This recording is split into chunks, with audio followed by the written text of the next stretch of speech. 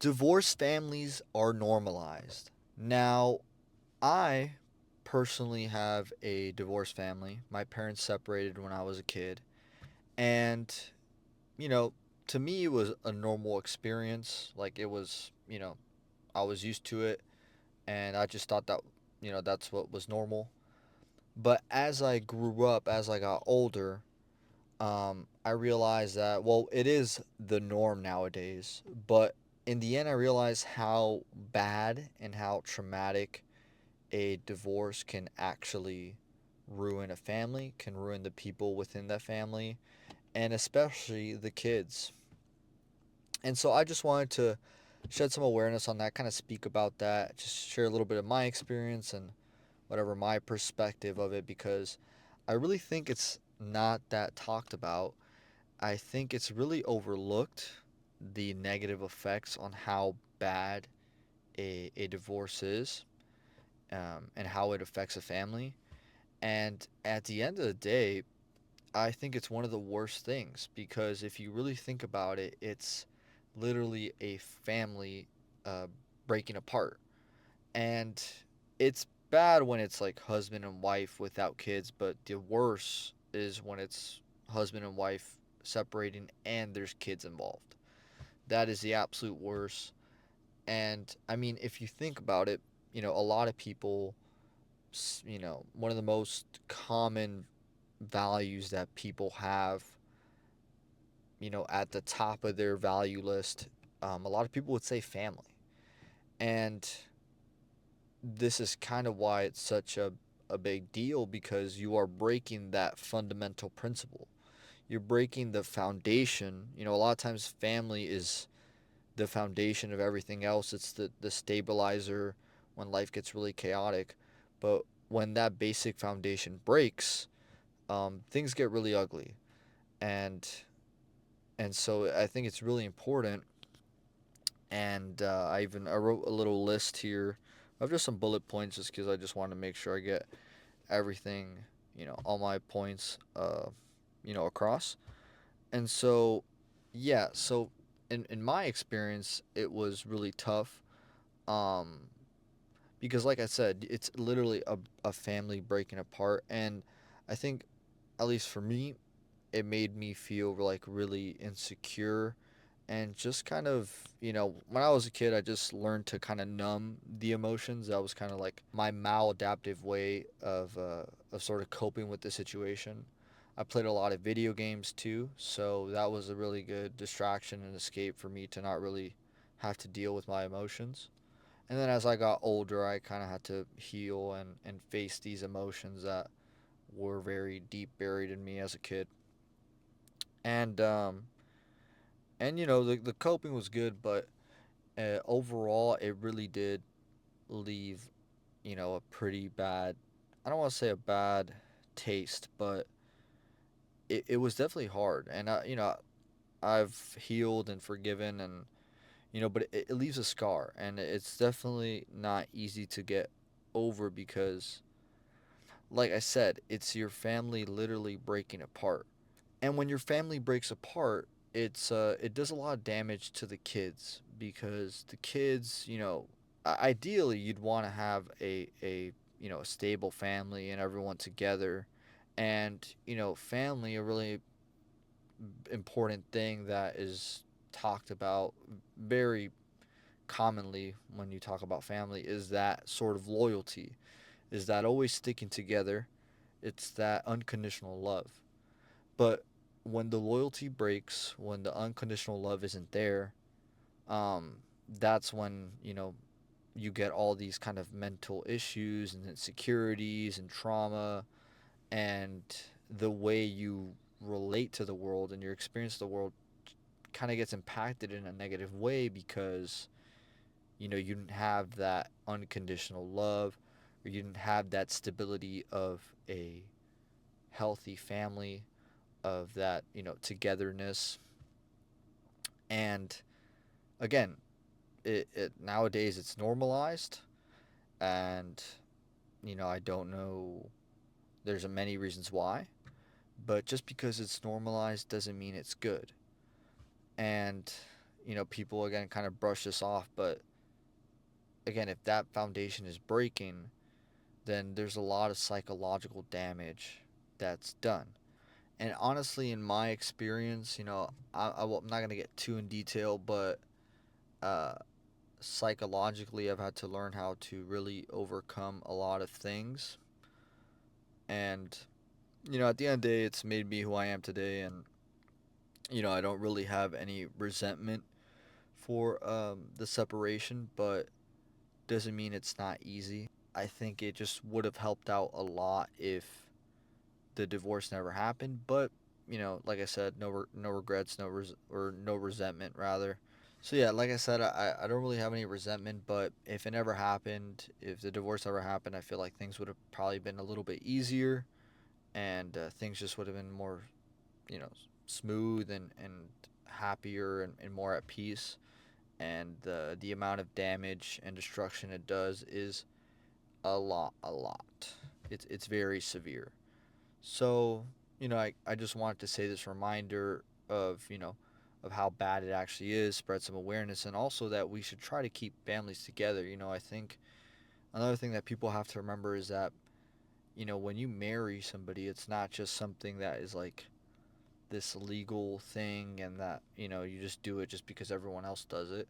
Marriage has some sort of significance to it. And at the end of the day, the significance is that you're taking vows for one another, and you're promising to one another that you'll never, separate, no matter what, until death, do you part, until death separates the couple. And I think that's really important because, I don't think that's by accident. I really think that that promise of a marriage is honestly there in order to maintain the family, in order to protect the kids if they were to separate.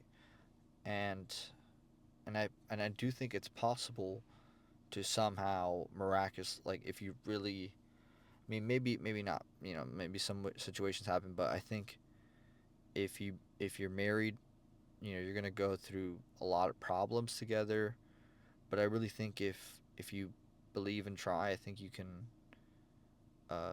maintain that marriage, and keep your promise. And so people have to remember the significance of marriage, and that it actually means something besides the legal, stuff and process, and besides the, just doing it because of the norm. It's at the end of the day a promise. And so, yeah, we have to try to maintain that, especially if you have kids. You got to really think twice about ending things. And sometimes it's not really on, maybe sometimes the other person wants to leave. It's tough, but you really have to try your best to maintain harmony because the consequences are severe. And even if you're not a part of a marriage, I think it's really important that we remember that family is one of the most important things in life. And we have to constantly reflect on how we're being as family members. Um, whether that's like, whether I'm being a good son, a good brother, for other people, a good sister, etc. And really try our best to show up and be the best family member we can be, because it is one of the most important things. And family doesn't just have to mean, blood. I think family does go beyond that at the end of the day. It can be really close friends to the point where you feel like they're family, or even people just that, has helped you a ton and, took you a part of, into their family. And, that stuff is not, um, it's not to be taken lightly. A lot of times, many times people feel like family even though they're not within our family, and they feel more like our family than people in our family. And so I think that's really beautiful, but I think that also shows that family is beyond just our blood family, our biological family. And what I ultimately believe is that humanity is one big family. Um, so, I mean, that doesn't mean you can't give all your attention, and you can't maintain, obviously, you know, a bunch of relationships that are, like family like. But the point is that, since we're one big family, it's almost like we have to all treat everyone almost like an extension of ourselves, an extension of our smaller family. And remember that, the world is just made up of multiple families, of thousands of families, but in the end, it's just one big family. And so, just remembering this principle and again, trying to show up and being the best family member, but not only that, again, if you have friends that feel like family, like, being that also means being the best friend. Or if, you have a romantic relationship, but you're not married yet, being the best family member maybe means, being the best boyfriend or girlfriend. So I think family is a very deep value in for humans, and I'm still learning about it because clearly it's really deep, and it doesn't just mean biological family. So, but it seems to imply humanity as a whole, and so yeah, it's a really important thing. Again, I don't think it's really talked about much, family or um, divorce either, like and familial like family problems. But I really think a lot of society's problems stem from family issues and problems at the home.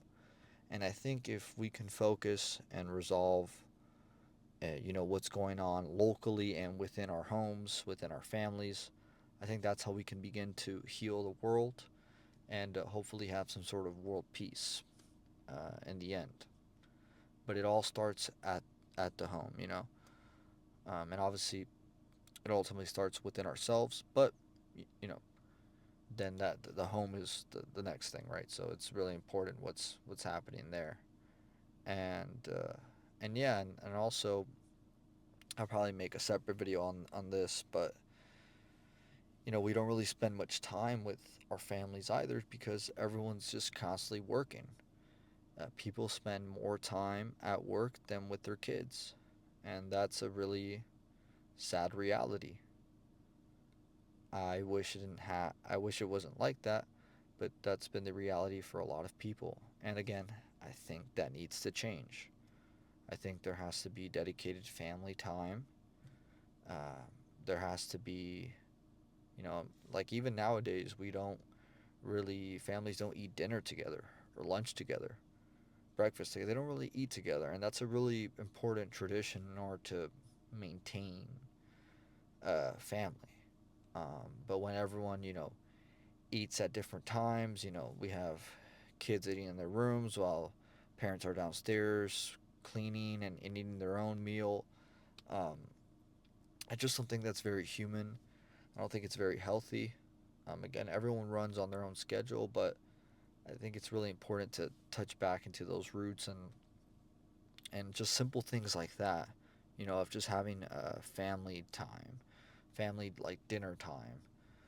I think is really important, really missed out, and again, not talked about a lot nowadays. And so we need to, touch back with our roots and go back to the foundations. I think if we want to start healing the world. And obviously doing that, each just focusing on our own lives and our own families, and eventually that will heal the one bigger family, the one family, which is humanity. And I would even put in other beings in there, animals, plants, trees, etc. Alright, guys, so that's pretty much it. I think that's all I wanted to say. I really appreciate you watching if you're watching up to this point. May you guys all be happy. May you guys all be healthy. May you guys all be at peace. May you guys all be relieved from your own suffering. I love you all. Thanks for watching, and I'll see you guys in the next one. Peace, y'all.